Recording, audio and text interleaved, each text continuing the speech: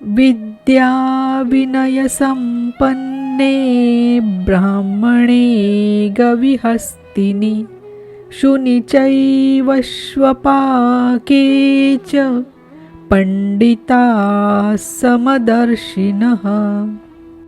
ज्ञान के द्वारा जिनका पाप शमन हो चुका है, जो अपुनरावर्ती परम गति को प्राप्त है, ऐसे ज्ञानी जन विद्या विनय युक्त ब्राह्मण तथा चांडाल में, गाय और कुत्ते में तथा हाथी में समान दृष्टि वाले होते हैं।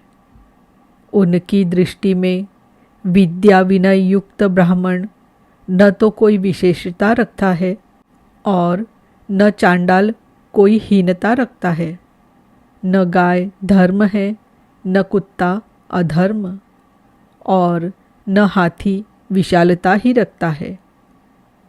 ऐसे पंडित ज्ञाताजन समदर्शी और समवर्ती होते हैं। उनकी दृष्टि चमड़ी पर नहीं रहती, बल्कि आत्मा पर पड़ती है। अंतर केवल इतना है, विद्या विनय संपन्न स्वरूप के समीप है और शेष कुछ पीछे है। कोई एक मंजिल आगे है तो कोई पिछले पड़ाव पर। शरीर तो वस्त्र है। उनकी दृष्टि वस्त्र को महत्व नहीं देती, अपितु उनके हृदय में स्थित आत्मा पर पड़ती है। इसलिए वे कोई भेद नहीं रखते। श्री कृष्ण ने पर्याप्त गौ सेवा की थी। उन्हें गाय के प्रति गौरवपूर्ण शब्द कहना चाहिए था, किंतु उन्होंने ऐसा कुछ भी नहीं कहा। श्री कृष्ण ने गाय को धर्म में कोई स्थान नहीं दिया। उन्होंने केवल इतना माना कि अन्य जीवात्माओं की तरह उसमें भी आत्मा है। गाय का आर्थिक महत्व जो भी हो, उसका धार्मिक वैशिष्ट्य परवर्ती लोगों की देन है। श्री कृष्ण ने पीछे बताया कि अविवेकियों की बुद्धि अनंत शाखाओं वाली होती है, इसलिए वे अनंत क्रियाओं का विस्तार कर लेते हैं। दिखावटी शोभायुक्त वाणी में वे उसे व्यक्त भी करते हैं। उनकी वाणी की छाप जिनके चित्त पर पड़ती है, उनकी भी बुद्धि नष्ट हो जाती है। वे कुछ पाते नहीं, नष्ट हो जाते हैं। जबकि निष्काम कर्मयोग में अर्जुन, निर्धारित क्रिया एक ही है, यज्ञ की प्रक्रिया, आराधना। गाय, कुत्ता, हाथी, पीपल, नदी का धार्मिक महत्व इन अनंत शाखा वालों की देन है।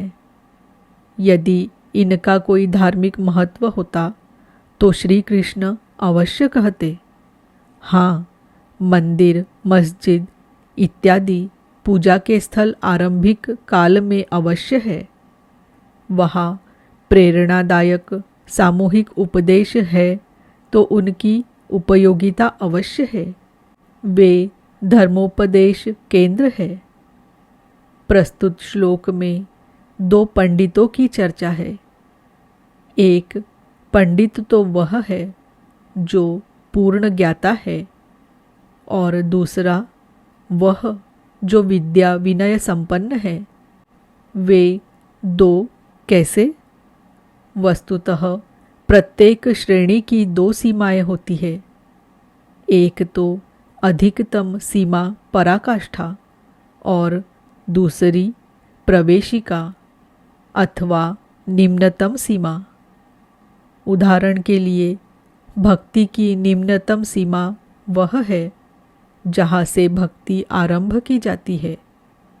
विवेक, वैराग्य और लगन के साथ जब आराधना करते हैं, और अधिकतम सीमा वह है जहाँ भक्ति अपना परिणाम देने की स्थिति में होती है।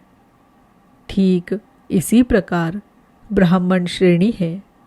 जब ब्रह्म में प्रवेश दिलाने वाली क्षमताएं आती है, उस समय विद्या होती है, विनय होता है।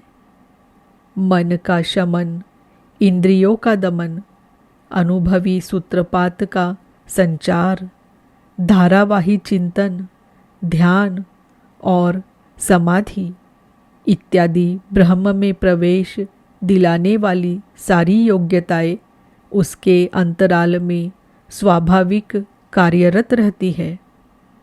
यह ब्राह्मणत्व की निम्नतम सीमा है। उच्चतम सीमा तब आती है जब क्रमशः उन्नत होते होते वह ब्रह्म का दिग्दर्शन करके उसमें विलय पा जाता है। जिसे जानना था जान लिया, वह पूर्ण ज्ञाता है। अपुनरावृत्ति वाला ऐसा महापुरुष उस विद्या विनय संपन्न ब्राह्मण, चांडाल, कुत्ता, हाथी और गाय सब पर समान दृष्टि वाला होता है, क्योंकि उसकी दृष्टि हृदय स्थित आत्मस्वरूप पर पड़ती है। ऐसे महापुरुष को परम गति में क्या मिला है और कैसे, इस पर प्रकाश डालते हुए योगेश्वर श्री कृष्ण बताते हैं। इहैव तैर्जितः सर्गो येषां साम्ये स्थितं मनः निर्दोषं हि समं ब्रह्म तस्माद् ब्रह्मणि ते स्थितः।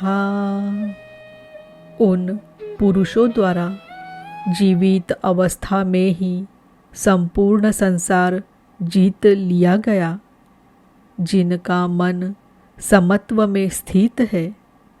मन के समत्व का संसार जीतने से क्या संबंध? संसार मिट ही गया तो वह पुरुष रहा कहाँ? श्री कृष्ण कहते हैं, निर्दोषम ही समम ब्रह्म, अर्थात वह ब्रह्म निर्दोष और सम है। इधर उसका मन भी निर्दोष और समस्थिति वाला हो गया। तस्मात् ब्रह्मणि ते स्थिताः, अर्थात इसलिए वह ब्रह्म में स्थित हो जाता है। इसी का नाम अपुनरावर्ती परम गति है। यह कब मिलती है? जब संसार रूपी शत्रु जीतने में आ जाए। संसार कब जीतने में आता है? जब मन का निरोध हो जाए, समत्व में प्रवेश पा जाए, क्योंकि मन का प्रसार ही जगत है। जब वह ब्रह्म में स्थित हो जाता है, तब ब्रह्मविद का लक्षण क्या है, उसकी रहनी स्पष्ट करते हैं। न प्रहृष्येत् प्रियं प्राप्य, नो द्विजेत् प्राप्य चा प्रियं, स्थिरबुद्धिरसम्मूढो ब्रह्मविद् ब्रह्मणि स्थितः।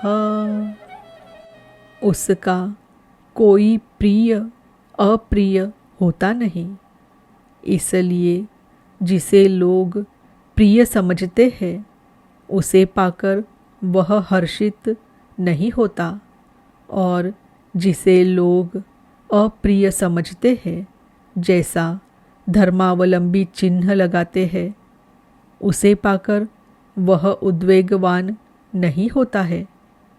ऐसा स्थिर बुद्धि असम्मूढ़ अर्थात संशय रहित, ब्रह्मविद अर्थात ब्रह्म से संयुक्त ब्रह्मवेत्ता, ब्रह्मणि स्थितः अर्थात परात्पर ब्रह्म में सदैव स्थित है।